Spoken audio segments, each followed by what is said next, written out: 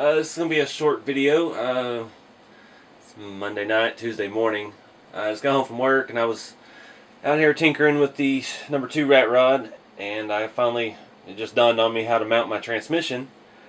So I've started fabbing up. I have this aluminum bar stock and I've cut 2 even strips, and I went with the aluminum because it's easier to work with. My bandsaw cuts it like butter. It's nice and quick. I'm drilling some holes in it, and I'll show you roundabout what I'm thinking here. My holes aren't very even.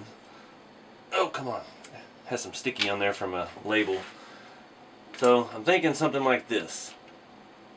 That way that transmission can just mount right to it, and then I've got room in the floorboard for a motor, and then we can start moving on as far as interior and or lack thereof interior floorboards and how to mount the cab and everything.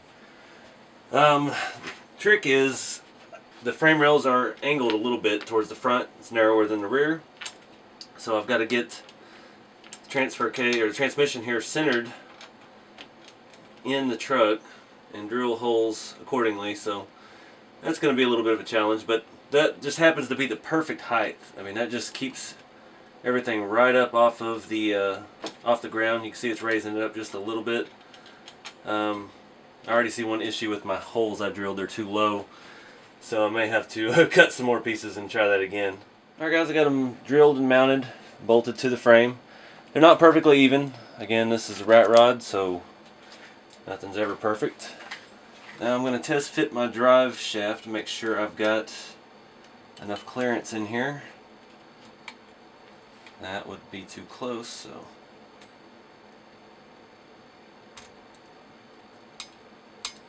that thing's not even sliding at all.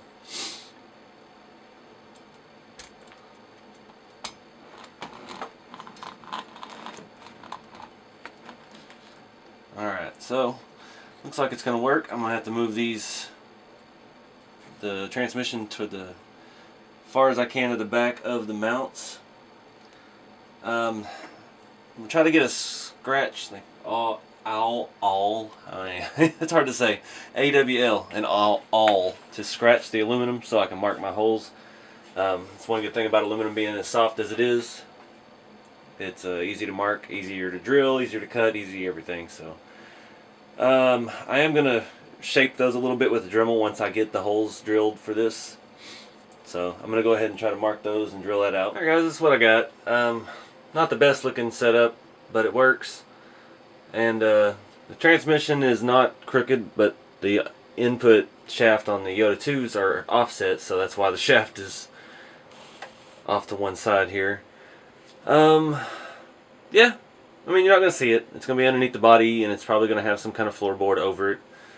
So I'm not super worried about how it looks. It does not drag the ground. It does stick up just a hair higher than the frame, so you don't have to worry about that. Everything is clear underneath there. Let me see. Got a motor. So here's a brushless long can, and I've still got plenty of room. The firewall is going to be right here, so there's plenty of room to hide electronics and things inside the cab.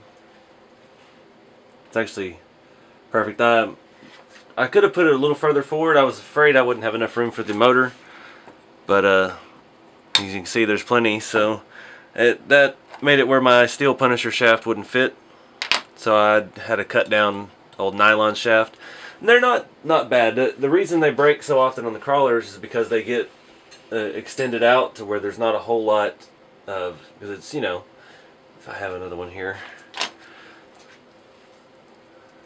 they get extended out to that point, and that nylon is not strong enough at that section to hold the torque, so it just twists and you get all your nylon Punisher shafts twisted out.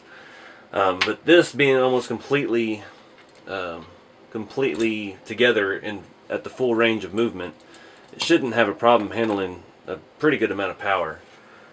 I'm not running a whole lot of speed through my original rat rod back there, but it's got a longer all plastic Punisher shaft, and like I said, there's not enough suspension travel on something like this to really mess anything up, so it stays pretty much sleeved inside of itself. Get that out of the way. So we should make sure the cab fits still, like a glove. If I can show you down in there. Now that transmission tunnel is prefabbed into the body, and it is perfect right there, just perfect. So that's pretty good. And like I said, I don't need a whole lot of suspension travel. So let me get you down here where you can see it better.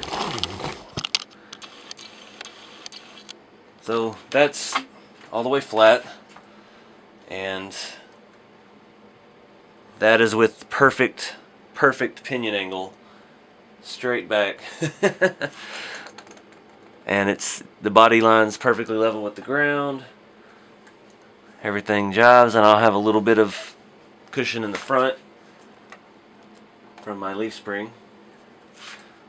So I think what I want to do is come up with some kind of adjustable suspension. I've been putting it off because I know it's a pain. I know it's a pain in the butt, but really I don't see another way with this because it just looks too cool laid out. And like I said, it's not going to have a whole lot of lift. I don't want it to do anything silly, you know. That's just too high. You don't want to be able to see the bottom of the bed. Plus the pinion angle is unusable at that point, because the way my upper links are so short. So really, I can't lift any more than that. And that puts my upper links almost parallel with the chassis. So that's usually a good place to be, but I don't want to keep it like that. I don't know yet. I'm still on the fence about the adjustable suspension. I've dabbled with the Lego pneumatics, thinking I might use something like that, but they're just too cumbersome with the air and the little tank, and you got to pump it up by hand. It's just not, the technology's not there yet for this. Servos, the only thing with the servo, in your linkage you have to integrate a shock to allow you still have some suspension, which is not hard, but mounting a servo, hiding a servo, having the links connect, I'm going to end up cutting the cab all up trying to have links come out of the back of it to give me put my shocks here where I wanted them. So I don't know. We may still go with a solid suspension and just run very little ground clearance.